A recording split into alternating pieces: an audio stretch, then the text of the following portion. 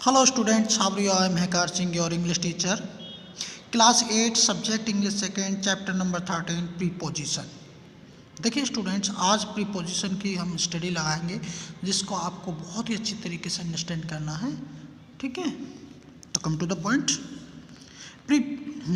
Appropriate use of preposition plays a vital role in speaking and writing English correctly. देखिए, preposition का सही use करना हमारी speaking बोलने में और राइटिंग में जो सही होना चाहिए वो बहुत ही कंपलसरी है. Preposition are usually very small words. और देखिए, प्रीपोजिशन जो होते हैं वो बहुत ही छोटे शब्द होते हैं. ठीक है, they are very important as they establish a relationship between the different parts of sentence. और देखिए, उनका जो यूज़ है पार्ट्स ऑफ सेंटेंस में और सेंटेंस के भागों में वो बहुत ही इम्पोर्टेंट और बहुत महत्व होता है प्रीपोजिशन के वर्डों का. ठीक है, for example, put the book on the table. Relation between two nouns book and table. और यहाँ देखिए, put the book on the table, किताब को मेज पर रख दीजिए. तो यहाँ जो रिलेशन है किसका है? टेबल का और बुक का है. और टेबल और बुक के बीच में जो आया वो ऑन है. ऑन क्या है? प्रीपोजिशन है. ठीक है. Japan is famous for its electronics. और जापान जो है अपने इलेक्ट्रॉनिक्स के लिए प्रसिद्ध है. अब देखिए, relation between the adjective famous and the noun electronics. ठीक है, फेमस और इलेक्ट्रॉनिक्स के बीच में जो फॉर आया है ये क्या है? प्रीपोजिशन है.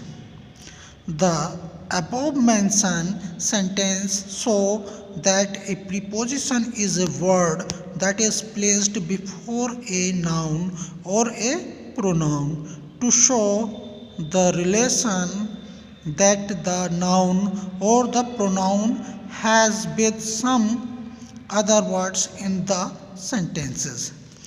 Preposition. A preposition is a word that joins noun. देखिए, एक प्रीपोजिशन एक शब्द है जो ज्वाइंस करता है. किसे करता है? नाउन्स को, प्रोनाउंस को और फ्रेजेस, इनको ज्वाइन करता है टू द अदर वर्ड्स, अन्य शब्दों से, इन ए सेंटेंस में यार कि वाक्य में. It usually show the relationship of those words और phrases with other words in the sentence with regard to space, time or region. A preposition usually comes before a noun often. However, a preposition does not come directly before a noun as there may be determiners or adjectives between them. For example, she met before class, before the noun. ठीक है, here before is preposition. देखिए, before क्या है? Noun है. पर यहाँ क्या use हुआ है? ये प्रीपोजिशन में यूज हुआ है. ठीक है, अब देखेंगे ऑब्जेक्ट. प्रीपोजिशन का ऑब्जेक्ट यानी कि उद्देश्य. हाँ, पहले इसे देखेंगे, ऊपर की लाइन को पढ़ेंगे. The noun that the preposition comes before is called the object of the preposition. ठीक है, द नाउन यानी कि संज्ञा, दैट जो कि द प्रीपोजिशन कम्स बिफोर यानी जो प्रीपोजिशन से पहले आता है, इस कॉल्ड द ऑब्जेक्ट. तो क्या कहलाता है? वो उसका ऑब्जेक्ट कहलाता है ऑफ द प्रीपोजिशन, प्रीपोजिशन का. जैसे बिफोर क्लास, क्लास क्या हो गई? इसकी ऑब्जेक्ट हो गई प्रीपोजिशन बिफोर की. ठीक है, ऑब्जेक्ट. द नाउन और pronoun that is used with a preposition is called its object.